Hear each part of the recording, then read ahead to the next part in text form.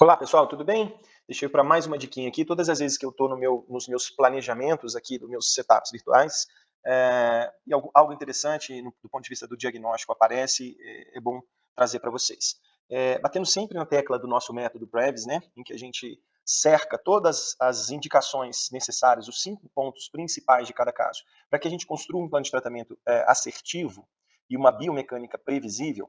Eu toco no ponto do segundo item, né, do método Previs, que é a relação sagital e a classificação dentária nessa relação sagital. Veja que nós estamos diante aqui de um caso de classe 2, paciente é classe 2 do lado direito, tanto de canino quanto de molar, e, portanto, todas as vezes que a gente tem uma relação sagital de classe 2, eu sugiro que vocês abram o modelo em vista oclusal e façam uma análise em vista oclusal da rotação dos primeiros molares. A gente sabe que uma rotação mesial-in dos primeiros molares ocupa mais espaço no sentido mesodistal e, consequentemente, a gente tem ali um ponto que nos auxilia, nos ajuda na correção sagital da classe 2. Vamos ver aqui, eu deixei 2 linhas separadas aqui para a gente traçar a nossa famosa linha imaginária, que aqui não vai ser imaginária, nós vamos realmente traçá-la, passando pela cúspide disto-vestibular e mesopalatina, né, do primeiro molar de um lado, no caso aqui o 16, onde ela bateria lá no quadrante oposto. Vou tentar ser o mais fiel possível aqui. Veja que se a gente observar, ela bate quase no meio da coroa do canino, do dente 23. Aqui são 2 pontos principais. O primeiro deles, que se a gente observar, esses molares têm uma anatomia modificada por uma restauração de resina, né, e de repente isso pode trazer uma certa confusão.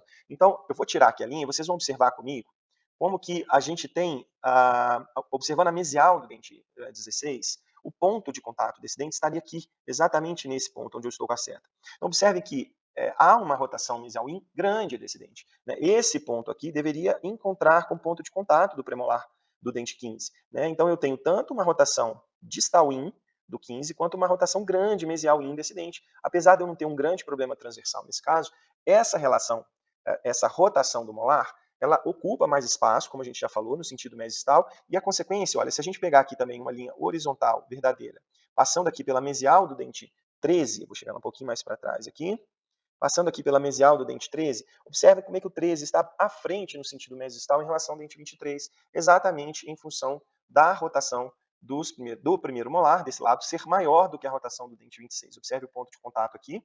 Então, qual é a dica? Qual é a diferença que isso vai trazer no meu plano de tratamento? A gente sabe que quando a gente tem uma rotação mesodistal ocupando o espaço, o canino adianta, né, vai mais para a mesial, e uma relação de classe 2 aparece. Mas quando eu olho nessa vista lateral, para que eu não caia no erro de fazer uma grande distalização, eu posso sim contar com 1, 2 milímetros de correção sagital do canino, apenas corrigindo as rotações ou a rotação desse primeiro molar. Isso minimiza a dificuldade do caso e pode trazer o caso até para um pacote moderate, né? A gente precisaria levar isso para o ClinCheck e avaliar de fato quanto que ficaria de distalização residual para fazer após a correção das rotações. Ok? Isso é uma ótima dica e, de novo, o ponto de vista biomecânico é que vai determinar a gravidade ou não do nosso caso. Ok, pessoal? Então, uma boa dica aí, espero que vocês tenham gostado. Um abraço.